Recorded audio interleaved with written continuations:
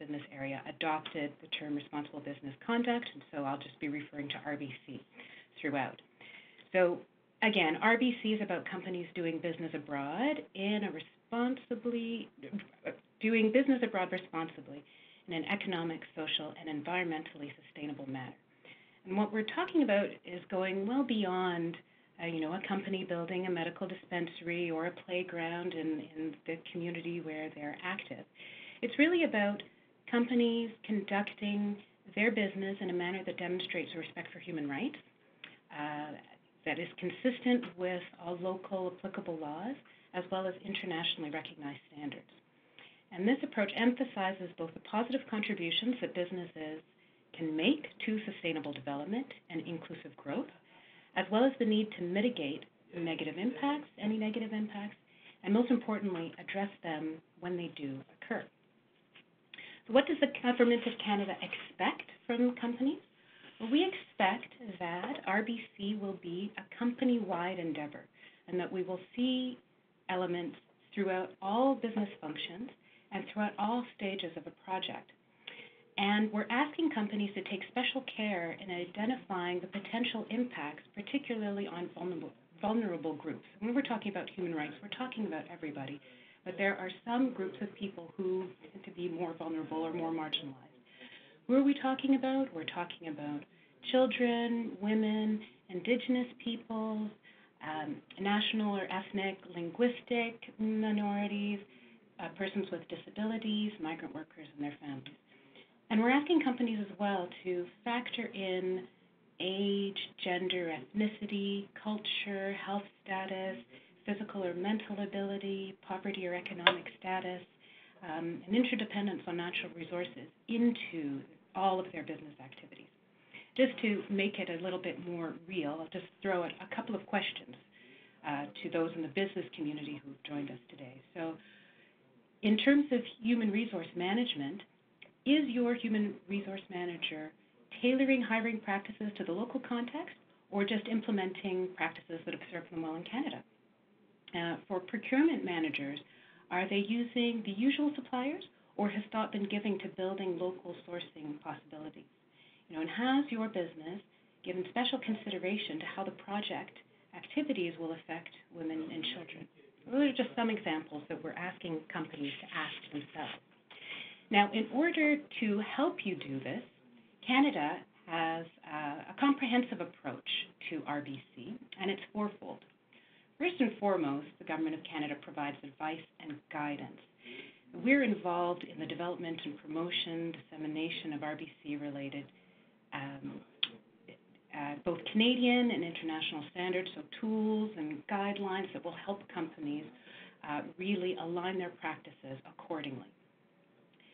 The Government of Canada does not only promote the OECD Guidelines for multinational enterprises, we also promote within our strategy the UN Guiding Principles on Business and Human Rights, Voluntary Principles on Security and Human Rights, also known as the VPs, IFC Performance Standards on Social and Environmental Sustainability, OECD Due Diligence Guide for Responsible Supply Chains of Minerals from Conflict-Affected and High-Risk Areas, and 6, the Global Reporting Initiative. So there are a number of different tools, and we also, some of you might be familiar with the E3+ framework that's been developed by PDAC, or Towards Sustainable Mining, that is from the Mining Association of Canada.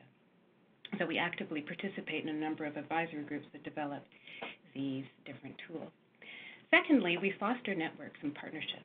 Our trade commissioners are key in this respect. They are trained to provide advice and support on RBC, so we do encourage folks to reach out to them either at our headquarters or at the embassies and high commissions abroad. Canada also uses its convening power to bring various stakeholders together.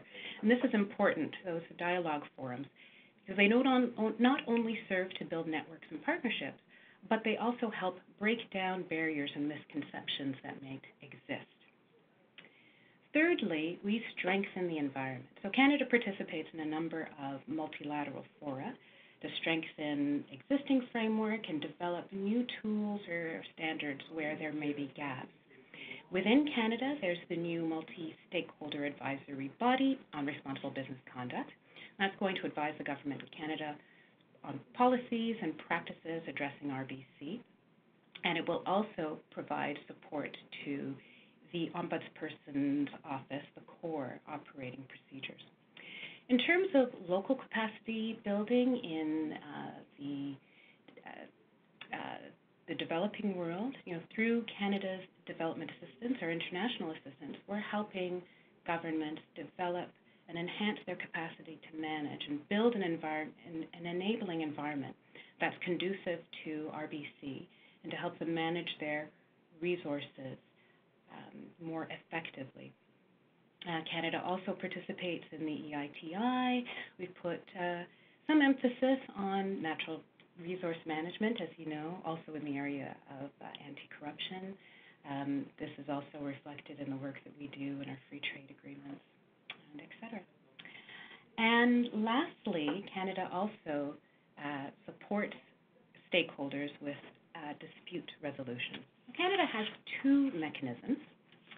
The first is the one that I am responsible for. So that's Canada's national contact point on the OECD Guidelines for Multinational Enterprises. I know it's a real mouthful. So this is a non-judicial voluntary process. We provide a space for parties to meet at the table and determine a way forward in resolving the disputes that they may have. The way that our NCP is structured is that there are 7 departments. There's Environment and Climate Change Canada, Employment, Social Development Canada, Finance Canada, Crown Indigenous Relations and Northern Affairs, Innovation, Science and Economic Development Canada, Natural Resource Canada, and of course, Global Affairs Canada. So we're bringing a great deal of expertise together in helping companies look at the different issues that may arise. And as I said, it is non-adversarial. It is a way for parties to come together, and that's really what we are meant to do, help you resolve those issues, in addition to promoting the guidelines to get before you need access to a dispute resolution mechanism. I mentioned that there were 2. We have Canada's national contact point that serves across all sectors. We've also announced the Canadian Ombudsperson for Responsible Enterprises, which we're calling the CORE. So this is new. And the Ombudsperson will initially cover allegations of human rights abuses that are arising from Canadian operations abroad in the garment, mining, and oil and gas industries.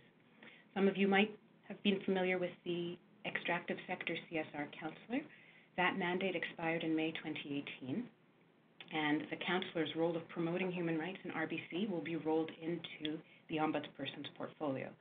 So just lastly on the CORE, that the CORE appointment and mandate is underway, but will only be published following a Governor in Council approval. So wait and see, that is coming. But as I said, they're 2 complementary mechanisms. They're both voluntary. They're timely. It's non-judicial conflict resolution.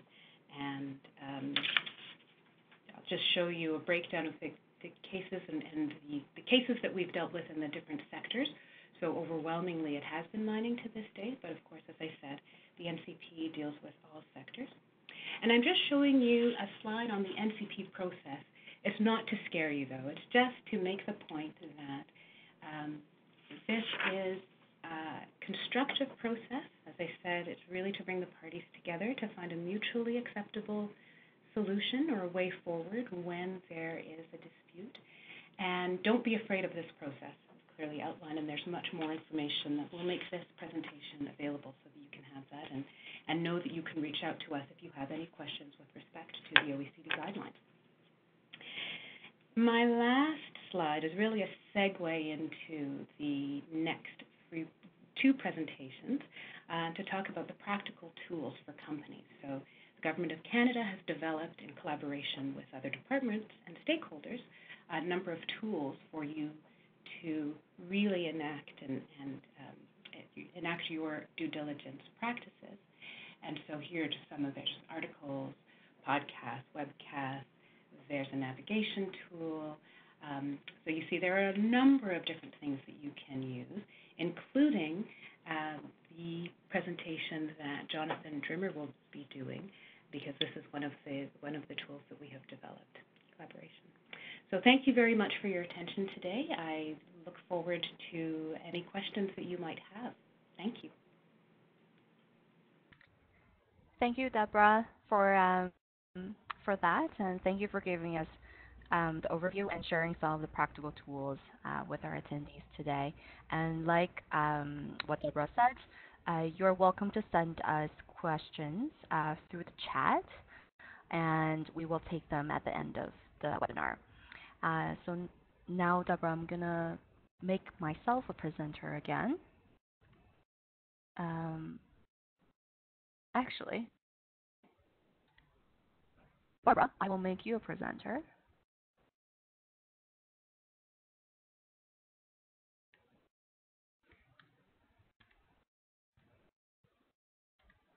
So let's welcome our second presenter, Barbara Billig, to give an introduction on the OECD guidelines and the due diligence framework.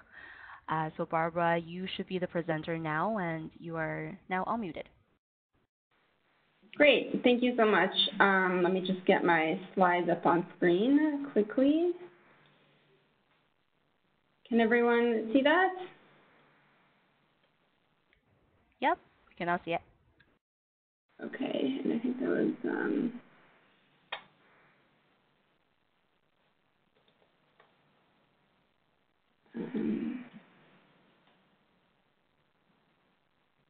okay, perfect.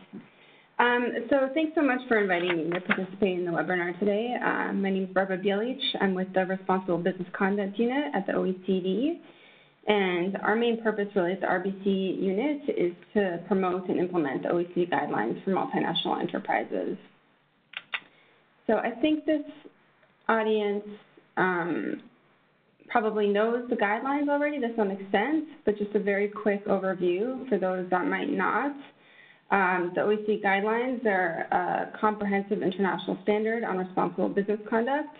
They go beyond just human rights issues to cover 9 substantive chapters, including environmental issues, disclosure, employment industrial relations, consumer interests, science and technology, bribery issues, taxation, and competition.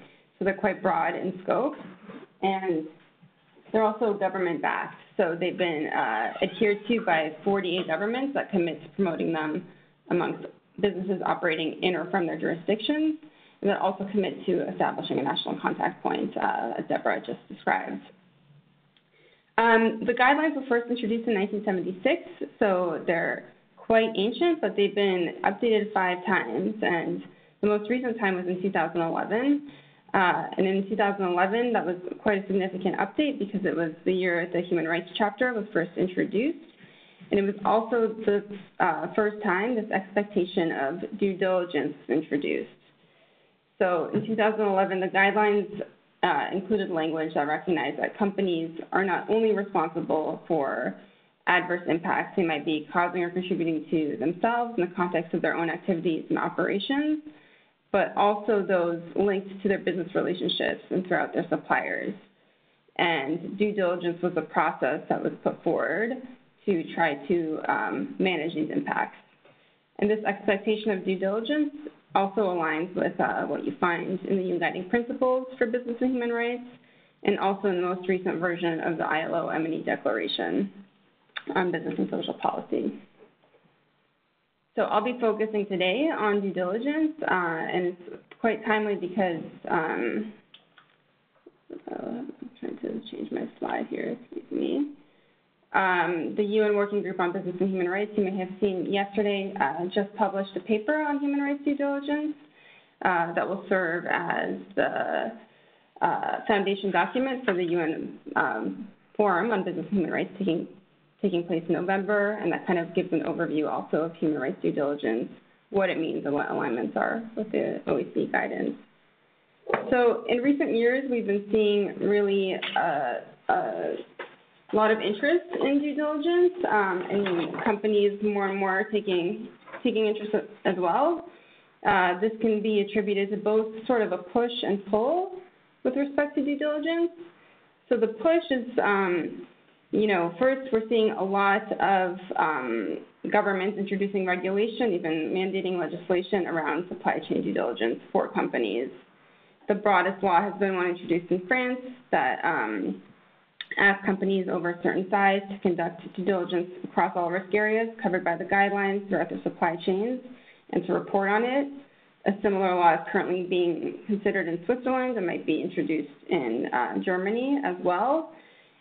And additionally, we've seen some countries introducing due diligence laws on specific issues. So the conflict minerals legislation, I think that also exists in Canada, is the earliest example. But increasingly, we're also seeing legislation introduced around forced labor issues, modern slavery issues, and child labor issues. In addition to government regulation and policy, we're seeing lawsuits being filed against companies, and not just against companies for their own activities, but also with respect to their relationship to impacts caused by subsidiaries, and in some cases even business relationships in a supply chain. The results of these have been mixed, but it shows sort of a broader expectation of businesses that links to this understanding that there is a responsibility beyond just your own activities. It's also something investors are calling for more and more, specifically in the context of environmental risks. So after the Paris Agreement in 2015, the investment community has been very active in trying to both quantify climate risks in their portfolios and respond to them effectively.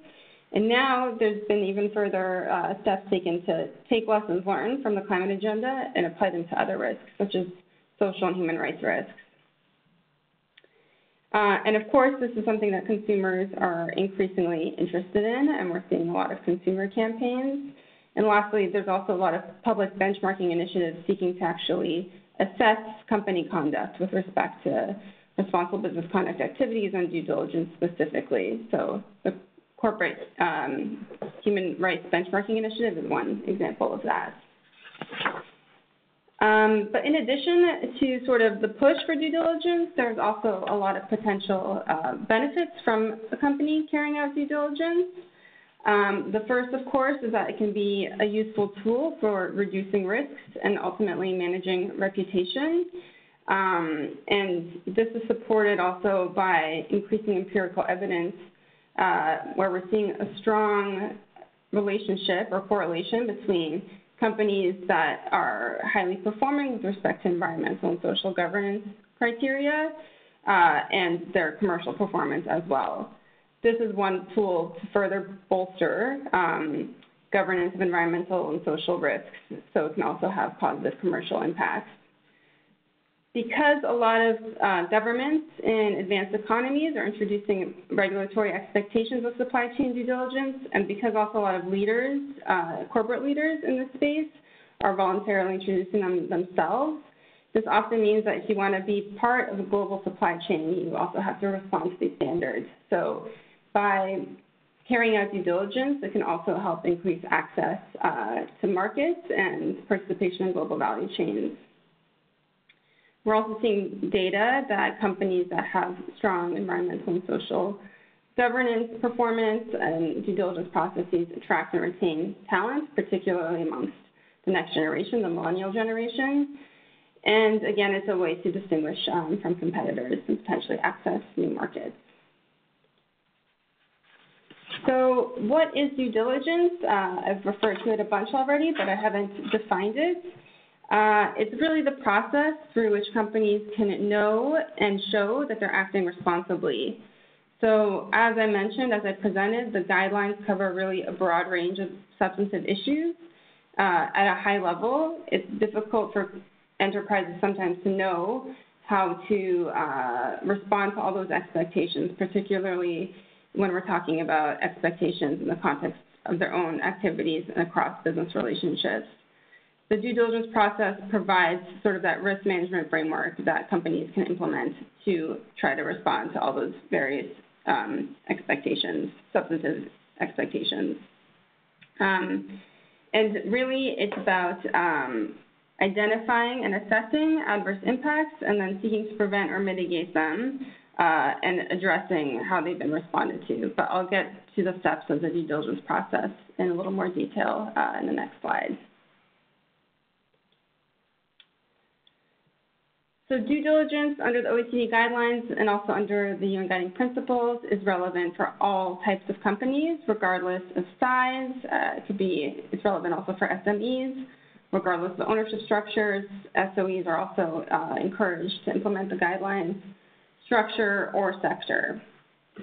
So here I just want to note that in May of this year, we published a general guidance for OECD due diligence. That can be applicable by any type of company in any sector, any stage of the supply chain. The idea behind it was really to identify cross-cutting approaches and key fundamental elements to the due diligence process. But in addition to that, we at the OECD also have 5 ongoing sector projects where we've sought to develop more tailored guidance on due diligence specifically for specific sectors. So we have ongoing projects in the minerals and extractive sector, and that's again where the complex minerals work is based and sort of what started the whole due diligence movement, one might say. We have an ongoing project on the garment and footwear sector, on agricultural supply chains, and also on the financial sector. That's just a little aside. Due diligence and our recommendations around due diligence are also relevant for collaborative initiatives. So those could be multi-stakeholder or industry initiatives that seek to define good practice with respect to supply chain management or environmental and social issues. Our framework can be used to assess the impact of those as well. And as noted, it of course applies to the company's own operations. That's sometimes forgotten because the supply chain aspect is more novel, but then also across business relationships.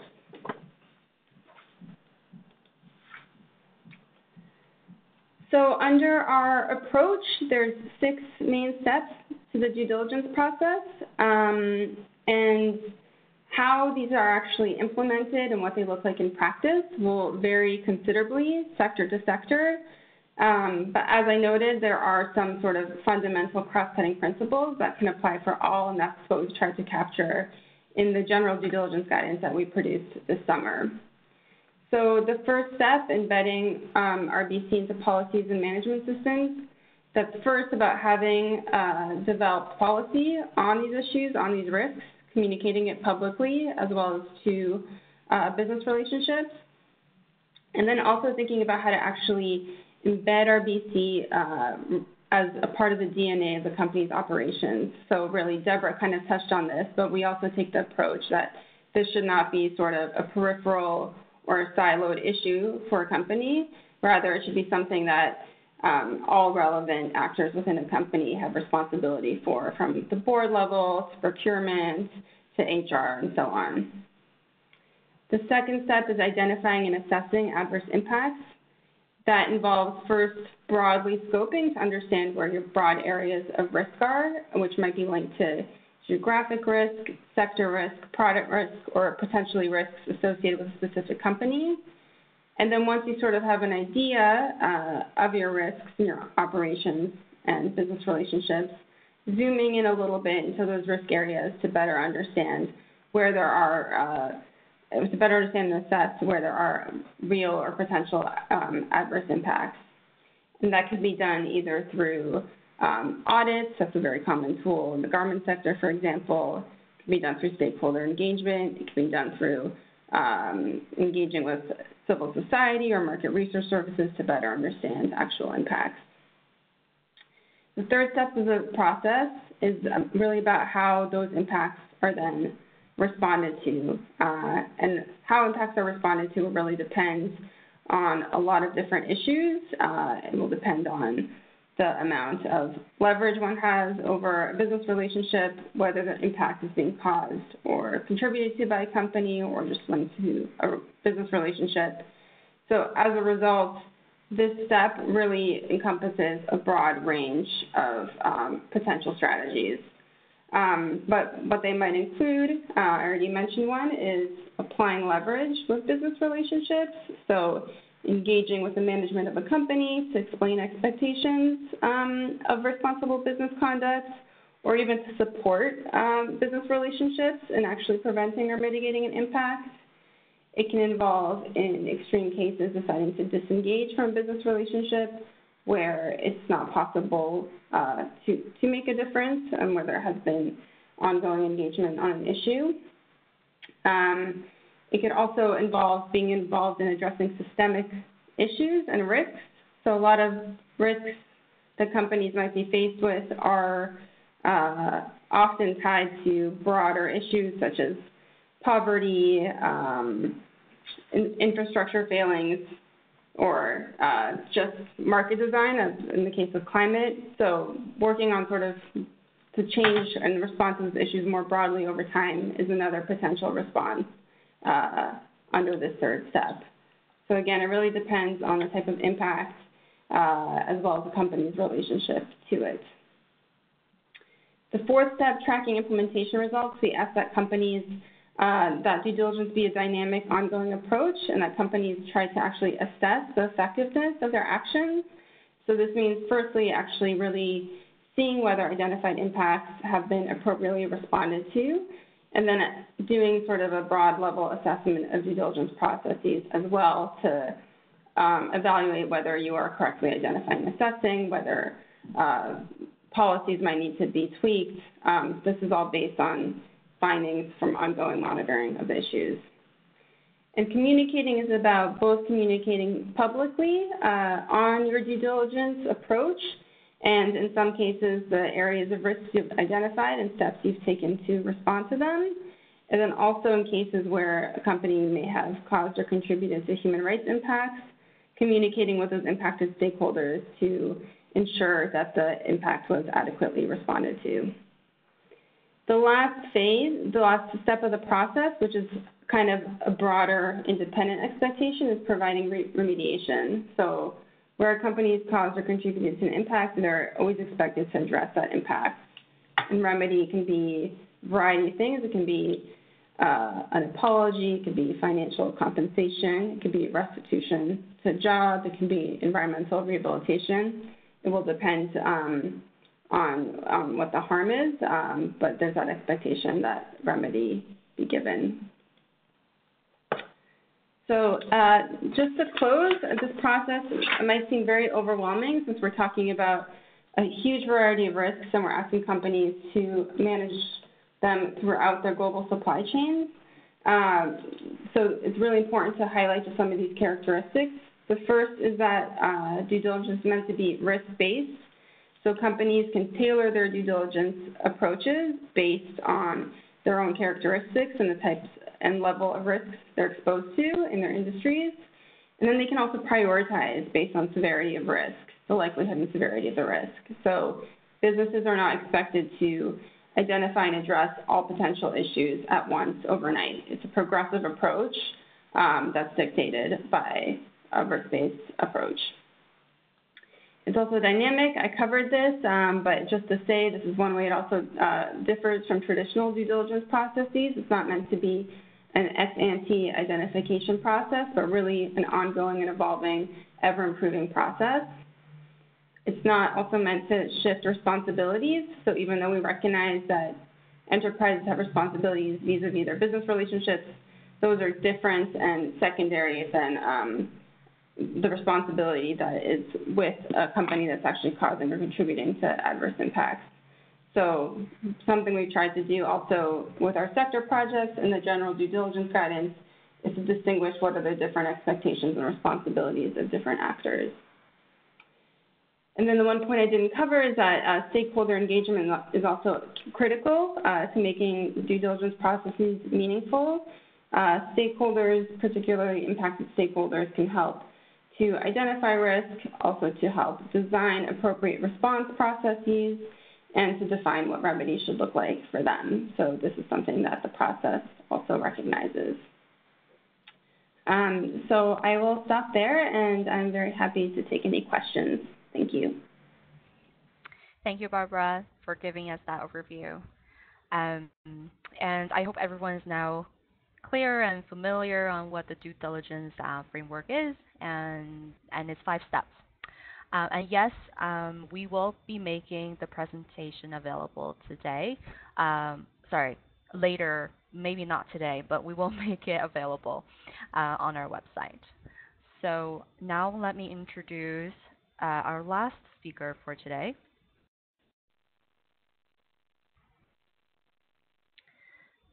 And just trying to share my screen back.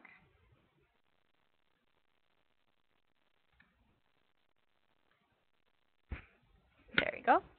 So let's now welcome Jonathan Drimmer to give us an overview on the OECD guide document that I introduced earlier, and give us some pointers on how to best use the guide.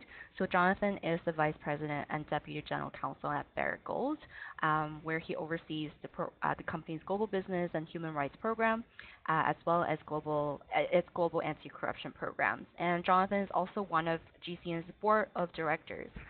So let's welcome Jonathan. Jonathan, I'm going to unmute you now. One moment.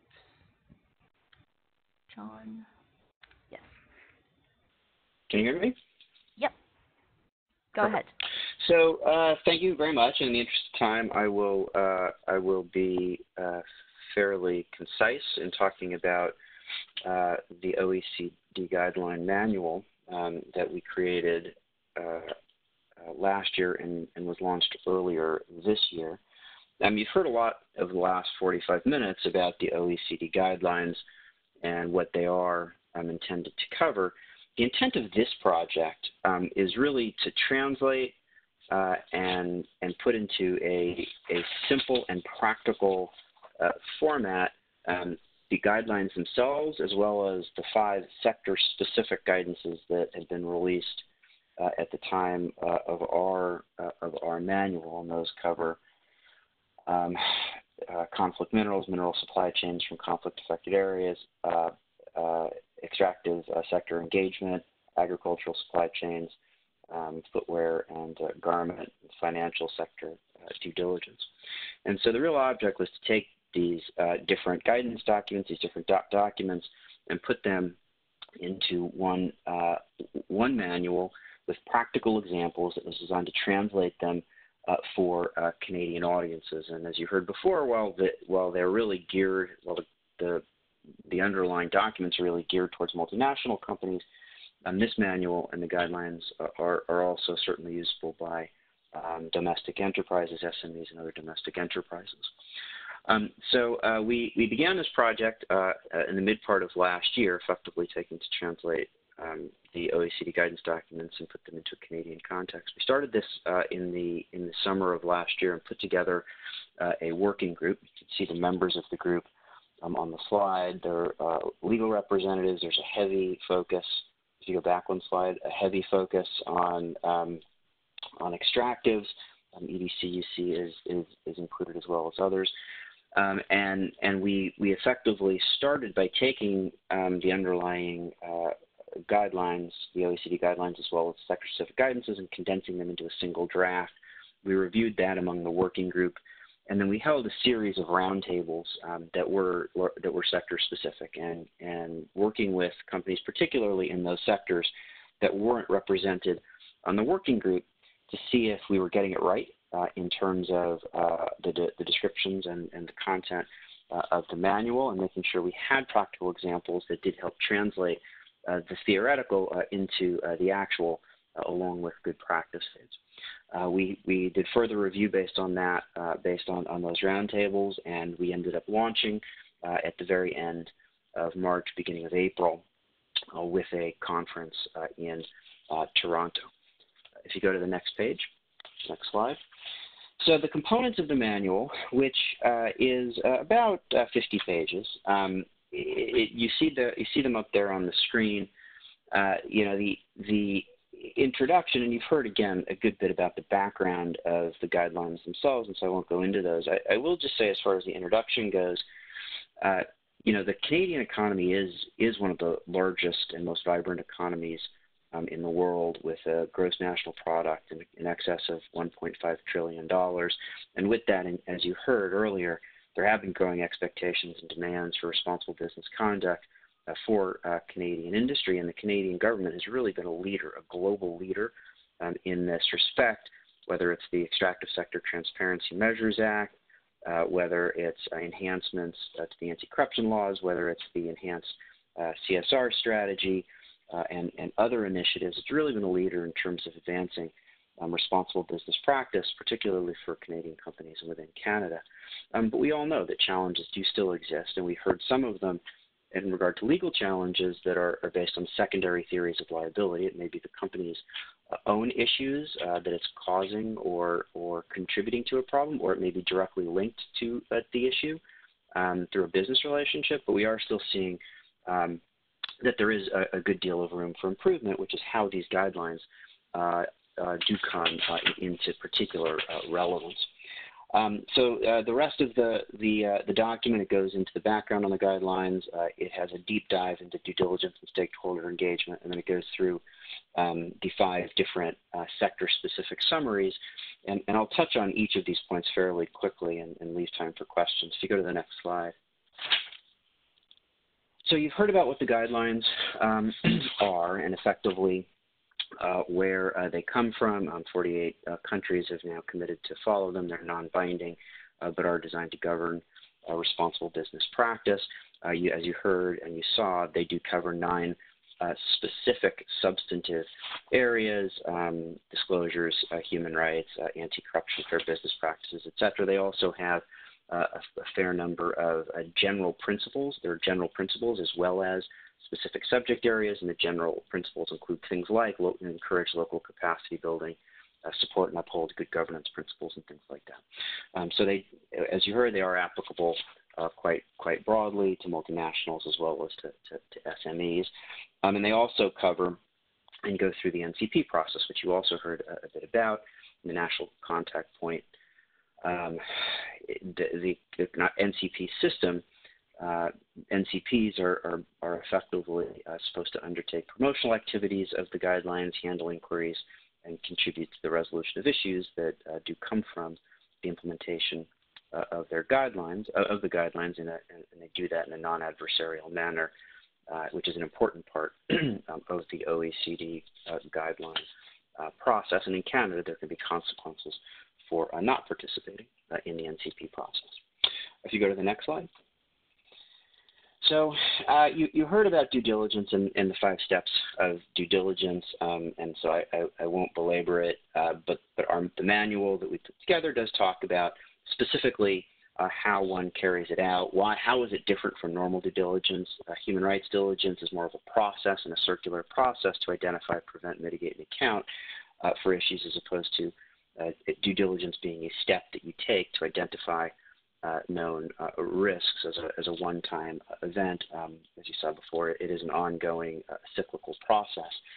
So we go through effectively how it's carried out, the importance of risk prioritization, because you can't conduct all of the diligence for everything. It's how do you prioritize what it is you are going to ultimately focus on based on scale, scope, and the irremediable character of it. It talks about business relationships and effectively how those are considered and defined. It talks about some specific considerations on due diligence in relation to women and gender issues. It also talks about remedy and how remedy should be considered, and ultimately then talks about meaningful stakeholder engagement, differentiating poor stakeholder engagement from meaningful stakeholder engagement, which is a two-way process that's conducted in good faith, that's responsive and ongoing. If you go to the next slide. As you go into the sector-specific guidances, and again, I'm not going to go through all 5, they do largely follow a formula. There'll be a background on the underlying issue. There'll be a specific discussion of how and why the issue is relevant in Canada and to Canadian enterprises and to Canadian stakeholders. Throughout the discussion on each of the sections, and each one's, maybe 5, 6, 7 pages long, there will be specific discussions, descriptions, practice aids. So it is meant to be user-friendly with practical examples. And then at the end of each section, there are very specific recommendations as to what is effectively contained in the underlying OECD sector-specific guidance, as well as ours. In terms of recommendations, they do follow a framework: management systems, risk assessment, and responding to risks, independent audits of the diligence process, reporting out on the diligence, and cooperating in remediation efforts. So there is something of a formula consistent with the due diligence discussion that Barbara talked about. And then there are additional detailed discussions on certain specific areas unique. The sector-specific conflict minerals will have in tantalum and gold will do create risks in the conflict mineral space. The extracted stakeholder discussion all focuses on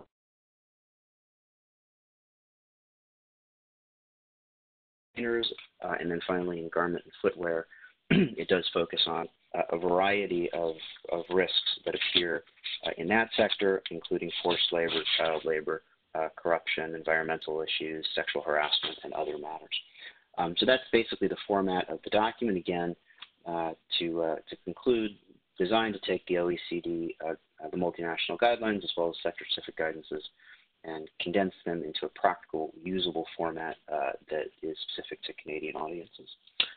With that, Jules, I'll give it back to you. Thank you, Jonathan, for that overview. And for everyone online, so the document is available for download on our website. And I'm trying to go back to the... Oh.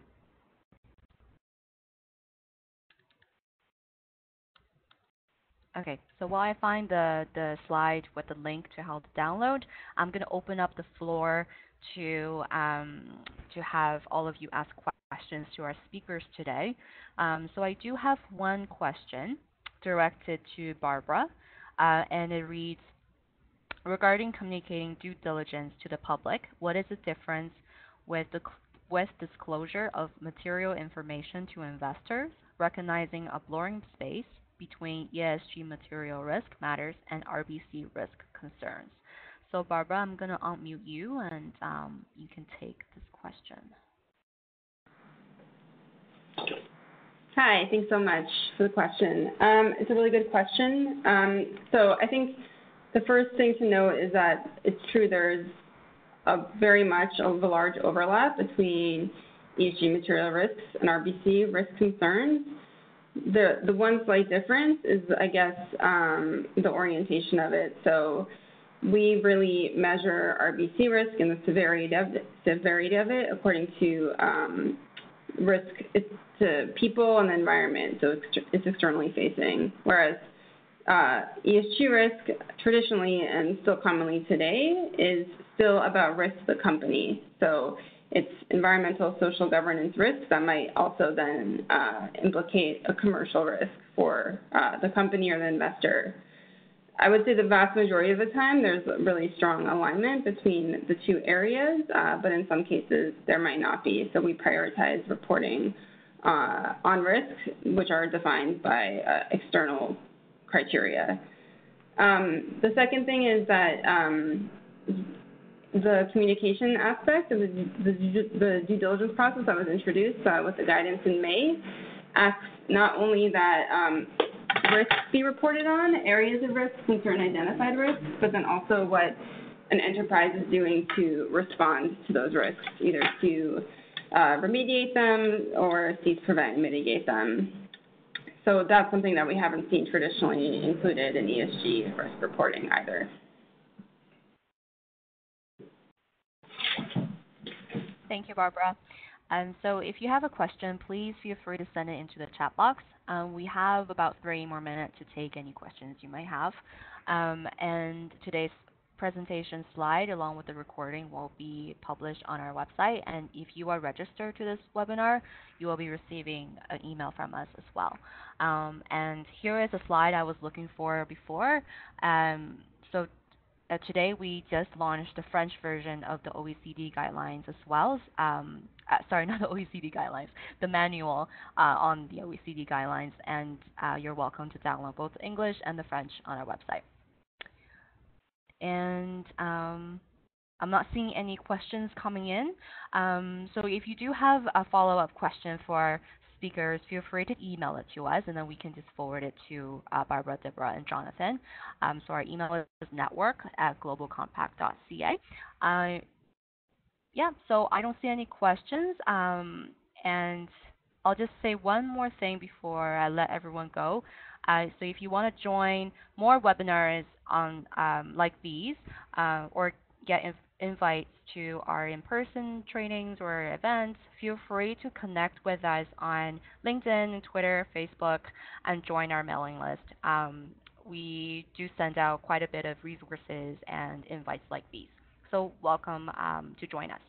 And with that, I will let everyone go. Thank you for joining and have a great day. You too. Thanks very much. Thank you. Thanks for moderating, Jules. Bye-bye. Bye.